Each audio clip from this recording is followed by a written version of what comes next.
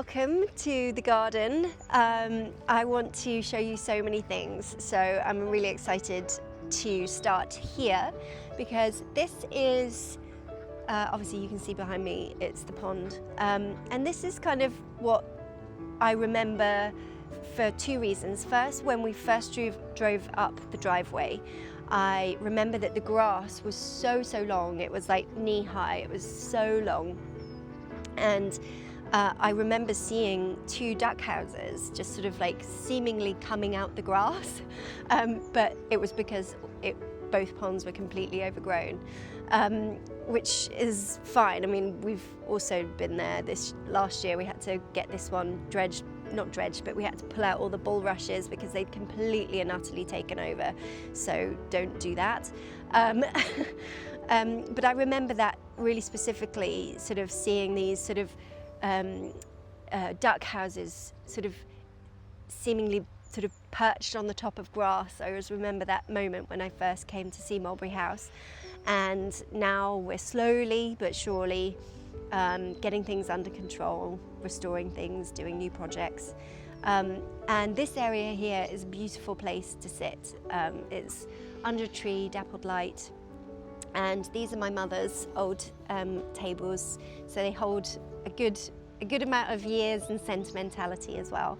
And this, I remember sitting here 9 years ago when I was just about to pop with Rafe, and my husband and I sat here having a very lovely, leisurely, slow morning, eating hot cross buns and being very excited about having children.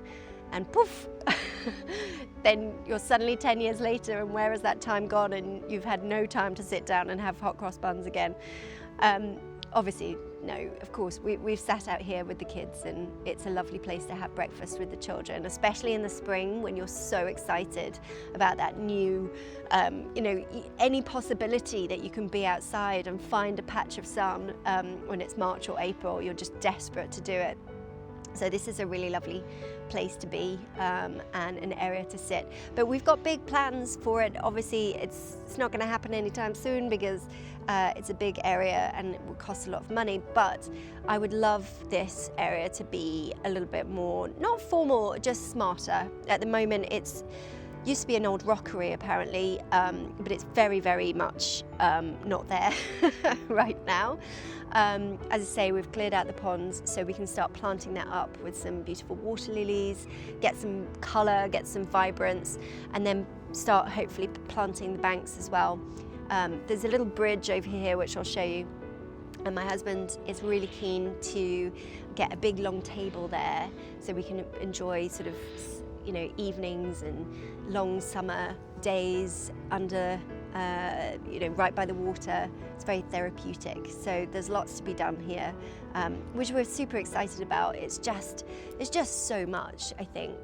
That's one thing I would say is when we drove up, when I had that memory of driving up the drive and seeing all this, I had not a Scoobies how much work a garden like this would take. It's about 3.5 acres, and it is it's completely, we're not necessarily doing things actively right now, apart from the kitchen garden obviously, and there's a few projects that I'll walk around and show you.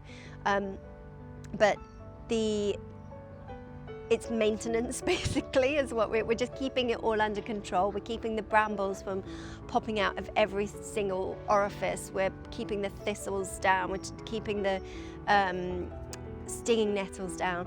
So it's me and Rue and Mike. Mike is our wonderful, he feels like family. He's been here for 10 years with us. He's an ex-banker and retired, although now he's taken on more clients than he can work, so he's not retired anymore, but yeah, we are one of his clients, and he does one morning a week with us in the summer, and he is amazing. But yes, it's the three of us, and obviously time. There's only so much time that one has. I would love to throw a bit more money at the problem at some point, but at the moment, you just gotta keep hustling. But it's all, it's under control is what I would say. And I think we're doing just about enough to keep it there. And there's so many beautiful things in this garden that I really want to make sure that A, we add to, and B, we maintain. So all the boxes, for example, the box hedge, we have got so many giant box hedges. They must be at least 150 years old. They are so enormous. And imagine being the one that was responsible for the caterpillar box to get them. So every year we're out spraying them within an inch of their life, hoping that the box caterpillar doesn't get them. So it feels a big responsibility in lots of ways, both in the sense of time management and maintenance and managing it all, but also from a legacy point of view. You know, this house is, the weather vane says 1718, but it's definitely been here before that in some guise or another.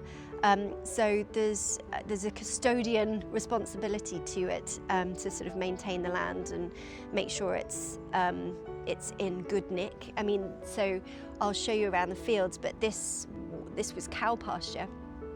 And actually I've got an old estate agent leaflet from, I think, the 90s that shows that there were cows still in the fields. And this was absolutely beautifully kept in the 90s, actually, so it's a shame that it's gone downhill, but we will get there. We will develop and get there. I would love to have cows roaming. I would love to have sheep roaming. I would love to have goats roaming. But for that we need fencing, and that's just not an option right now. So, but isn't it just so exciting though, the amount of options, things that we can do? Just very, very exciting. I suppose one of the biggest things that we sort of changed our minds on initially was this huge expanse of area out the front of the house, and we were mowing it all. So one of the first big purchases we got was a ride-on mower, which subsequently broke down because we bought a cheap one because we couldn't afford anything, and it was the wrong thing to do. So we have subsequently got a good one, and that took hours. I mean, now Rafe does help us, which is super helpful, but what we've done is basically rewilded, which is basically a posh word for I can't be bothered to mow, half of the fields, which actually has been really good for the land. I think we need to learn a little bit more about what to do when the autumn comes, whether we need to cut it all back, because it is getting quite sort of like mould, not mouldy as in the mould, as in mounds are coming up. So I think there's things that we can learn from. But yes, we've rewilded a lot of the land over there. So we've kept a patch for Rafe and India for them to play cricket or rounders or football or rugby. And then there's a pathway that we've mown, which I absolutely love. It's one of my favourite things to do. I remember always walking around with Rafe through those paths and trying to get him to sleep, and lovely memories of just meandering through on maternity leave. And it's still one of my favourite things to do. I often take the cats for a walk, and they absolutely love bounding through the long grass and through the paths. So we've got these beautiful paths to walk through, just around natural grasses. There's nothing fancy in there. And it's just amazing the amount of noise that you can hear from the pathways, because it's just rewilded. So you can see all the butterflies, like hundreds of butterflies. You can hear the crickets. You can, we've seen grass snakes before. We have woodpeckers here, and the woodpeckers hop around in the long grass, and the deer come and they hide there, and sometimes they'll be lying there and you'll startle one, and it's just the most magical thing that you can imagine. Just suddenly this deer pops up. So it was a really good decision, and one that I'm really happy that we did. So yeah, there's a lot going on. I think if I won the lottery, I don't think I'd move. I mean, why would I? It's literally heaven on earth for me, and I would just pummel a lot of money in the garden because it needs it. There's a lot to be done, But we are getting there step by step, and I am enjoying every step of the way, every learning curve, every joyful carrot that's wonky that I pull out. There is so much to learn in gardening, and I think isn't that such a joy that, you know, even the best gardeners in the world never know everything about how nature will turn out. So we're all just kind of winging it until we're not, I suppose. So that's been a real joy for me to learn how to be in the garden, what to do in the garden. There's just so many wonderful new ways of learning and so many different ideas that one can sort of uptake. So yeah, it's a really exciting journey to be on because there's just so much potential and so much to do. I don't think we could ever truly finish. So yeah, it feels like a wonderful process, and it's certainly a work in process. This is the duck pond where the ducks spend most of their days, either here or in the vegetable garden, depending on what the day has been. And it has been such a dry summer this year here in the UK, so that the ducks have hardly had any water. They've been covered in mud, bless them. But we've had a good bout of rain for the last week, so they have got a little bit of water now. This area, we're told by neighbours who've been here many, many years, used to be a beautiful rockery. Sadly, that's all gone by the wayside, but we do have plans to make this area into a little bit more of, you know, a seating area. There's a beautiful tree to sit under in the shade, right by the water. It's really, really lovely. And actually, last year we had to have it all dug out because we had huge bulrushes just taken over the pond completely. So any advice to you would be, if you have bulrushes, do make sure that you're taking them out before they all go wispy and just pollinate everywhere, because they just completely take over. And I would love to have some water lilies in here. I think there were some water lilies actually when we first moved in, but over the time they've just been taken over by the bulrushes. But we're in a good position now. We've started from scratch again, so we can build up. So very much looking forward to doing something a little bit more with the pond over the next year or so. Over here on the left is our wildflower meadow, and I think about 6-7 years ago we really stripped back. So we took the whole top layer of turf off that field, sowed seeds, and it was brilliant for about the first 3 years, and I'm afraid it is just getting worse every year. So we need to do some more investigation and work out why that's happening. I am told that wildflower meadows are particularly difficult to maintain as an annual. I believe King Charles has become a bit of an expert on it, but I mean, he has a whole team of gardeners, and I have just me and Mike and Rue. So this area, it was a bit of a letdown this year, to be honest, but it's still wild and it's still really beautiful. And we also have bees over here, so I'll take you over to the bees now. And obviously the wildflower was absolutely amazing when the bees were on the wildflower, because you could really taste the difference in the honey. The honey has been absolutely fantastic this year. It's been wonderful, and you can really tell the difference of what the bees are actually, you know, what flowers they're feasting on at any one time, which is really interesting. But yes, this is a project that we want to get back onto, is making sure that we get wildflowers in this meadow again.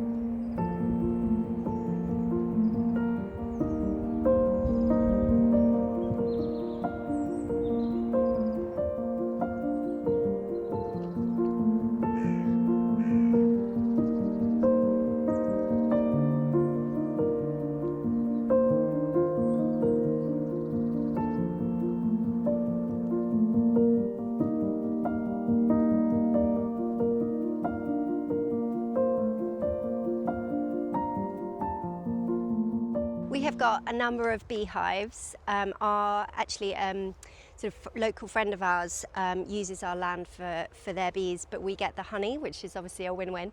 We don't have to look after the bees and we get the honey. But this is one of the first things that we did when we moved here.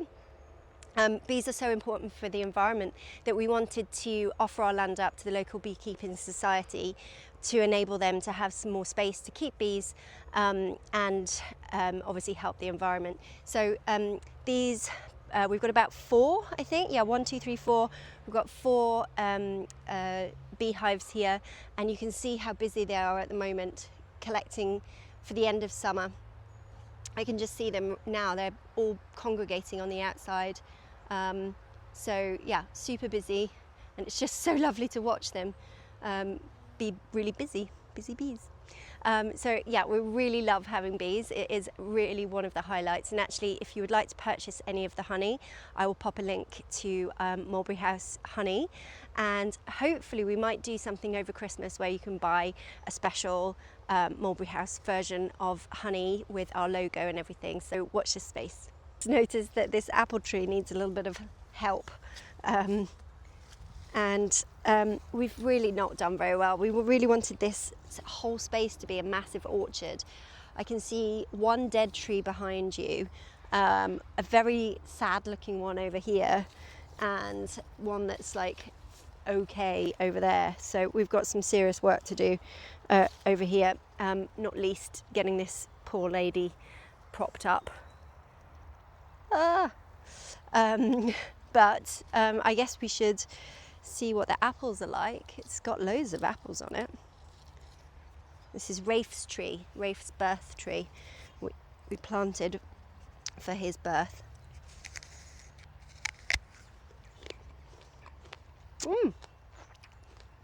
Very good.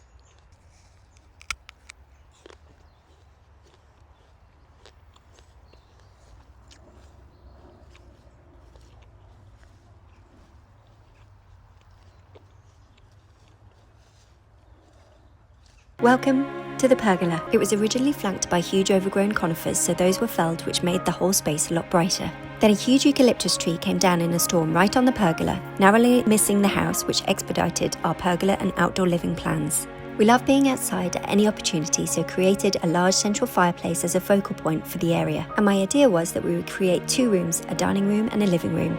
We use concrete imprint on the floor, which is also super easy to clean, and then replace the amount of wood holding up the mature vines with one central beam and strong wire to help with weight and pressure. We then added huge window-like mirrors to reflect the firelight and hung festoon lights to allow us to use the space in the dark. And we even had sides made to really make the space feel tent-like. I absolutely love them, and they help make an outdoor space as beautiful and luxurious as your indoor space. Come and have a look at the pergola with me. This is another wonderful project that I've really enjoyed over the years. It started off as something very different. There was not a lot here, so it is absolutely wonderful to have this space as it is right now, because we're able to use it in both the summer and the winter. We've had a eucalyptus fall on it. We've had all sorts of things, so we're very, very lucky to have this space and have it to be able to use it well into the winter, because we've got this wonderful fireplace. So I'm really, really pleased with it, and I'm really proud of it.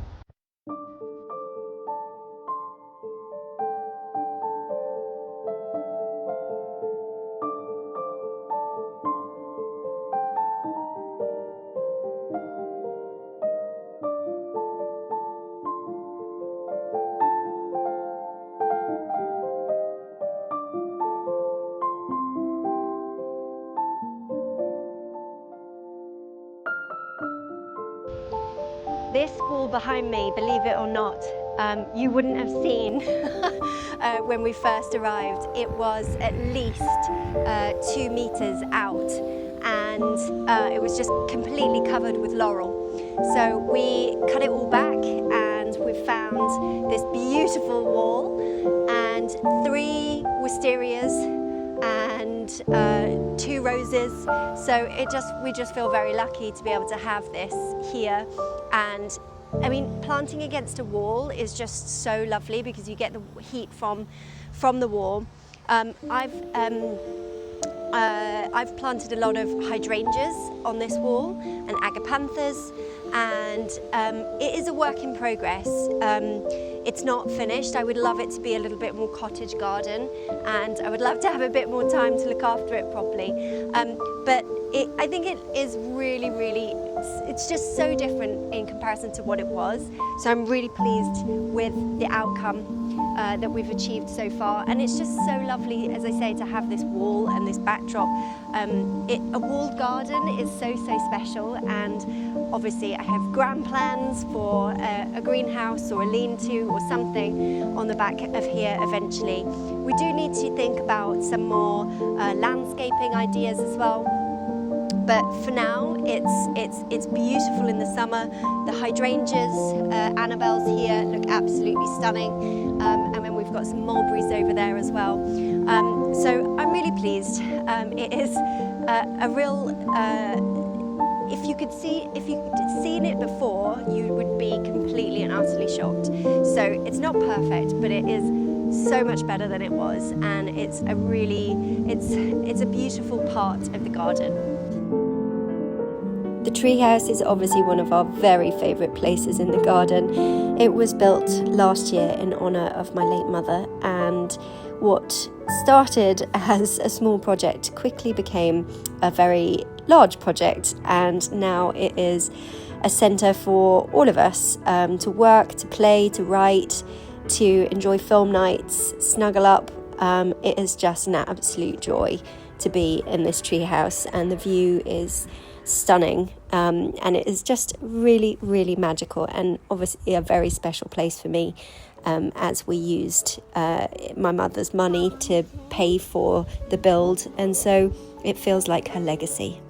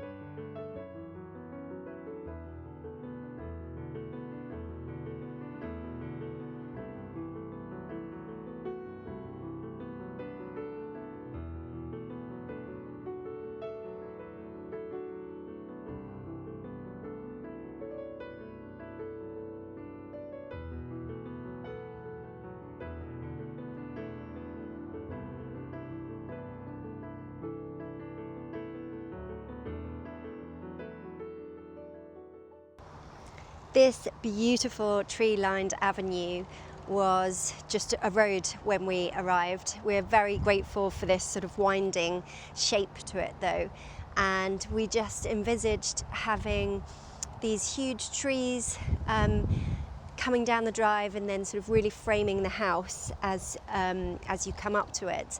So we've planted about 10 cherry trees, ornamental cherry trees, and they are absolutely delightful because in the spring they have this wonderful white blossom. So the hope is in the future, when our grandchildren drive down this drive, there will be this beautiful, mature and blossoming white cherry trees, and then obviously as well in the summer they'll be bushy and really vibrant. And I think this just really has made the driveway for me, and obviously we've got the beautiful Narnia-esque lanterns, so it's all just really turned out beautifully, and it's really actually one of my favourite things that we've done in the garden so far.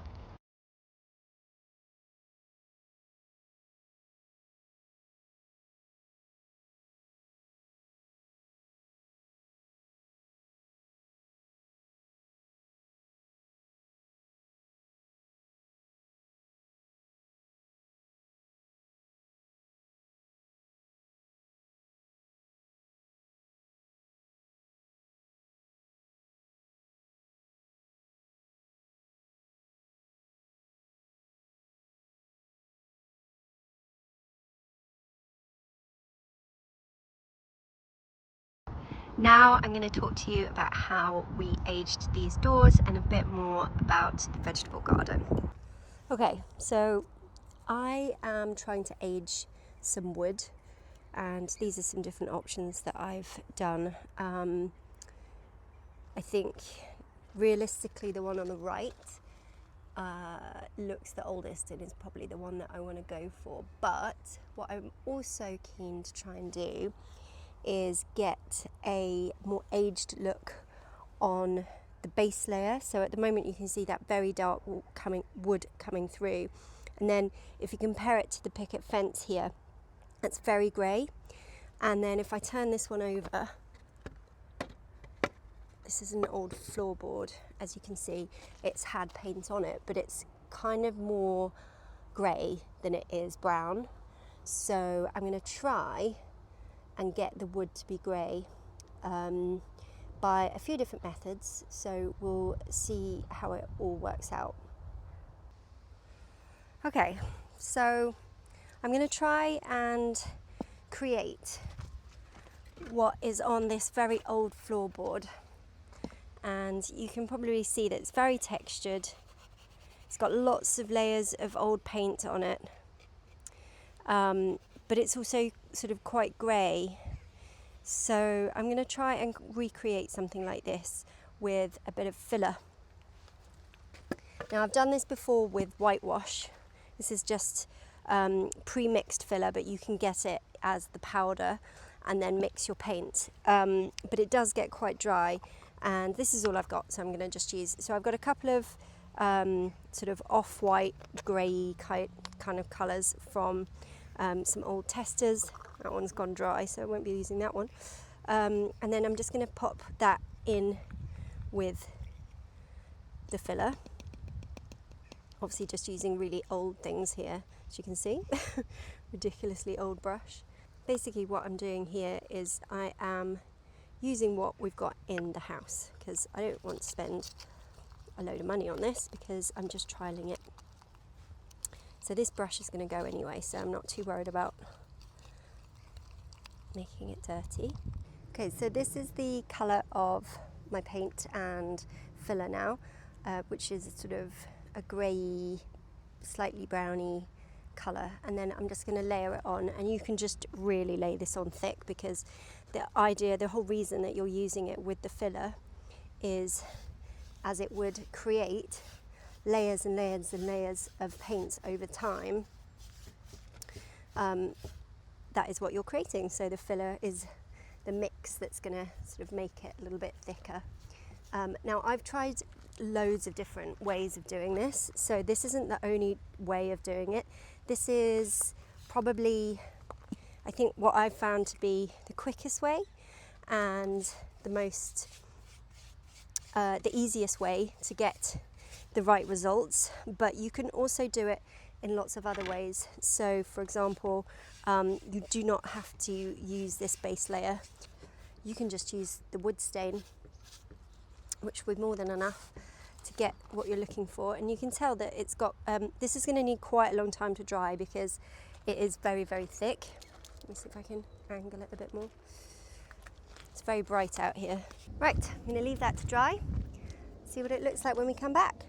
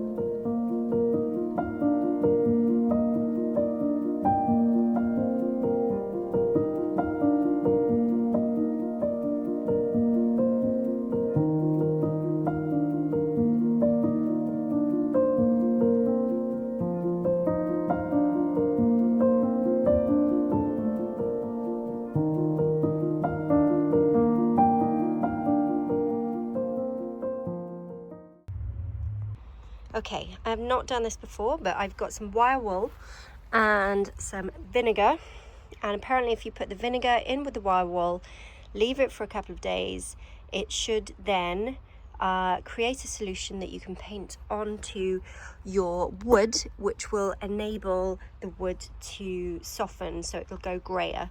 So I'm just interested to see if this will work. I've obviously not got much vinegar, it was just from the shops, so it'll be interesting to see if this actually works. If it does, then we can do it a little bit more en masse. So this has been a really interesting experiment. I read online that if you put wire wool in vinegar and then leave it for between 1 and 3 days, you can stain wood to look old, and it is actually true. So these are the ones that my daughter's just done very shabbily. And then this is the new wood. So I was hoping it was actually going to make it a little grayer, actually, you know, like how sort of wood actually does grey, it doesn't really go brown, but I mean, I think it looks really good for now. So I'm just going to do a few more of these and see, just continue with that. But I'll leave the solution again for another day or two just to see if that changes the consistency and see if it goes grayer, because it would be nice to maybe do the front and just really get it sort of super grey so it weathered in. But I mean, give it a year and it will be all good as new, and it won't be this sort of orangey browny colour. It'll very much be a greyy brown. So you literally just dip your paintbrush in, and it sort of doesn't really feel like you're doing anything because you're painting clear stuff onto wood, but super easy to do. Actually really good for kids as well because they don't get mucky.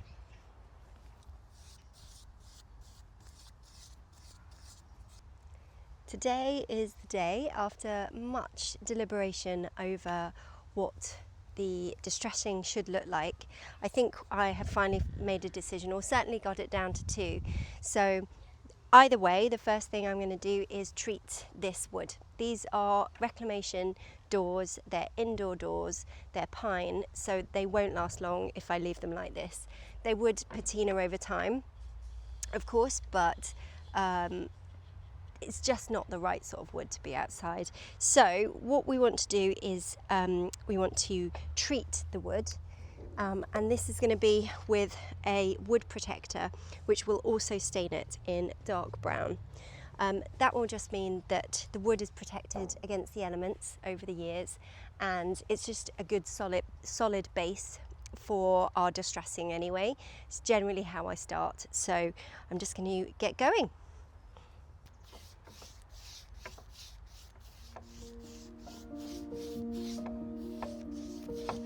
I'm going to go.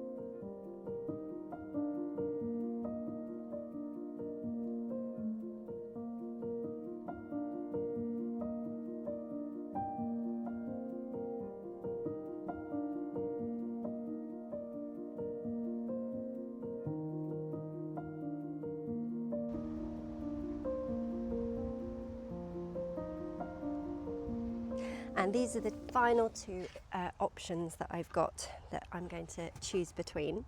Hang on, no. Yes, these are the final 2. I think I'm going to go for this one. A, because it's a bit easier, and B, because it pops a little bit more. This one I think would look better on something indoors, whereas this one I think has got that much more sort of aged look. The ducks are in the vegetable garden at the moment, hopefully eating lots of slugs.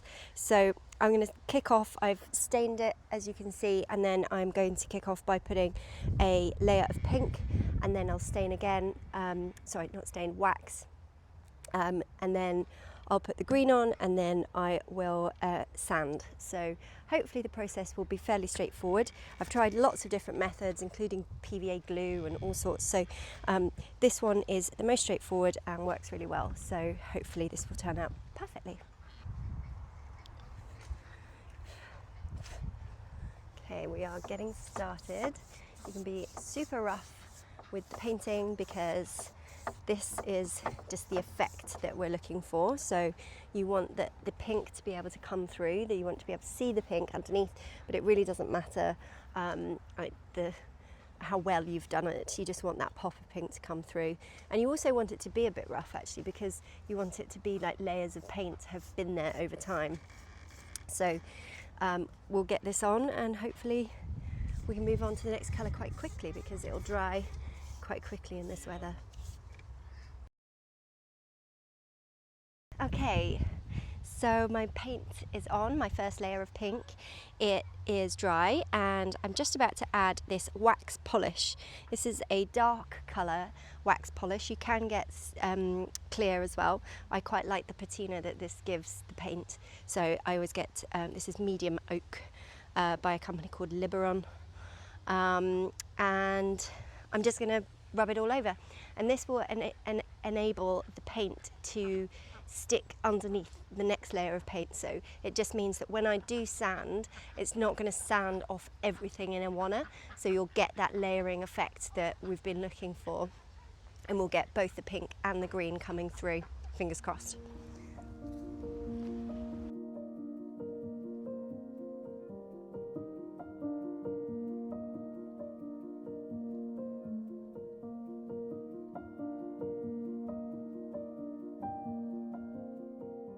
So what we're doing now is we've got these old candle nubs that are too small to light, and we are going to use these on the doors to increase that distressed look. And we're just going to rub it on any section that we think might be a bit more worn. So on the areas where people might put their hands, or on any corner is always a good one. And also over any knots. So Rafe, there's a good knot here. You can give that a good rub. There we go. And this just adds an extra layer of distressing. The paint will pick up on this, and it also creates like a texture to the paint, which really looks nice as well. You don't have to do this, it's a slight extra, but we've got these little candle nubs, so we might as well do it. Good work, gang. We have done our base layer wax, we've done the extra layer of wax. This is a bit wet actually. And we have also let everything dry a little bit. So now we are about to add final layer of paint, and then we'll wax again, of course. So we're gonna get going. We've got some very old stinky paint, which Rafe doesn't like, but it is fine for the garden, and it needs using up, and I love this colour. So then we can just, oh, it's very gloopy, isn't it? It's too much, isn't it? It's fine. It's very gloopy, but it'll be fine. And then we're just going to whack it on. So super simple. Oh.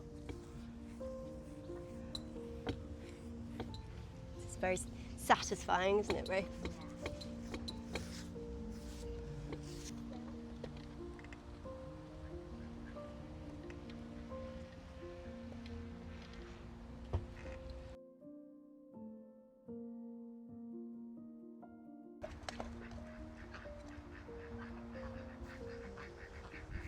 Okay, we're on to the fun part.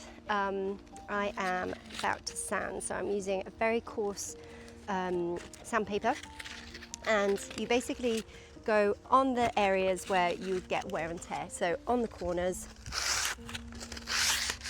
literally go up and down like that.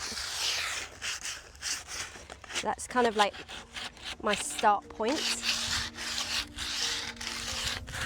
And then on the main section, I just want to scrape some areas more than others.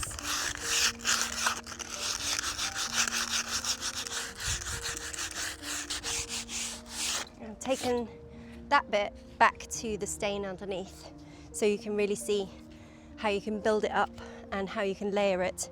So if this is what I'm looking to achieve. So actually, it's a really warm day, and it's much easier when it doesn't dry quite so quickly, because then you can get in using your sandpaper a little bit quicker. So what I might do on the other side is just do one door at a time, because then the paint comes off quicker and then you're not giving it so much welly basically.